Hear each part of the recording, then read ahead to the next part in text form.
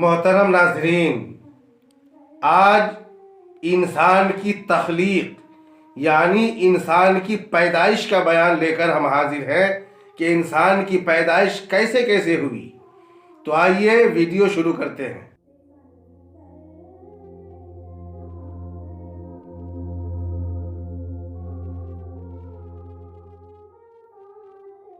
حضرت آدم علیہ السلام اور اولاد آدم دونوں کی پیدائش کے طریقے مختلف ہیں۔ حضرت آدم علیہ السلام کی تخلیق یعنی پیدائش میں 120 سال کا عرصہ لگا، جس کی تفصیل یہ ہے کہ حضرت اسرائیل علیہ السلام پوری روئے زمین سے ایک مٹھی مٹی اٹھا کر لے گئے۔ پھر فرشتوں نے خداوند قدوس کے حکم سے اس مٹی میں پانی ملا کر گارا بنایا، اور وہ گارا 40 سال تک یوں ہی رہا۔ پھر وہ بدبودار سیاہ بالکل کالا ہو گیا اور 40 سال تک ایسا ہی رہا۔ اس کے بعد خداوند قدوس نے اپنے دست قدرت سے قالب آدم یعنی حضرت آدم علیہ السلام کا پتلا کو تیار کیا اور اس کی صورت بنائی، یہاں تک کہ وہ خشک ہو کر سوکھ کر کھنکھنانے لگی۔ پھر اس پر 39 سال غم کی بارش ہوئی اور 1 سال راحت و سرور کی بارش ہوئی۔ اس کے بعد اس میں روح ڈالی گئی تو وہ ایک انسان ہو گیا۔ اکثر مفسرین کرام فرماتے ہیں کہ حضرت کی تخلیق جنت عدن میں ہوئی، اور کچھ حضرات فرماتے ہیں کہ مکہ معظمہ اور طائف کے درمیان وادی نعمان میں ہوئی۔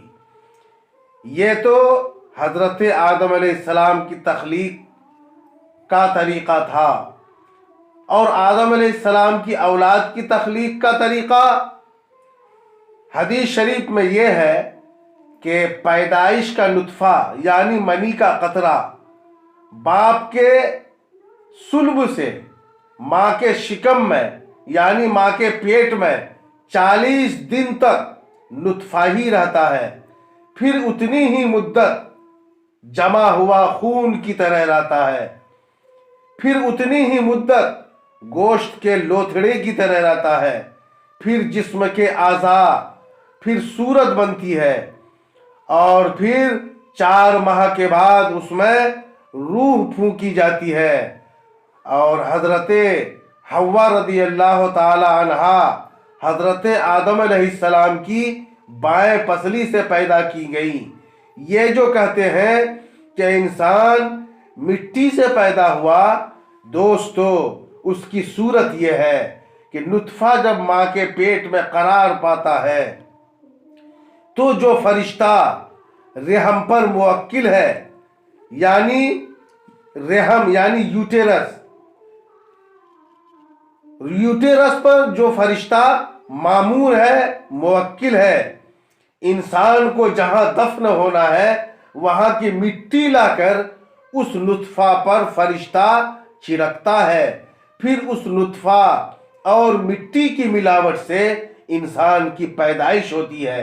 حدیث شریف میں ہے کہ کوئی بچہ پیدا نہیں ہوتا جب تک ان کی ناف میں وہاں کی مٹی نہ ہو جہاں وہ دفن ہوگا۔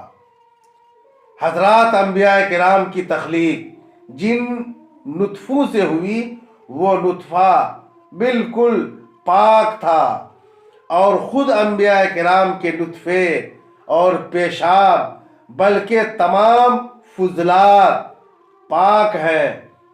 اور طوفان نوح کے بعد پھر دنیا میں نسل انسانی حضرت نوح علیہ السلام کی اولاد سام، حام اور یافس سے آباد ہے۔ اسی بنا پر حضرت نوح علیہ السلام کو آدم ثانی کہا جاتا ہے۔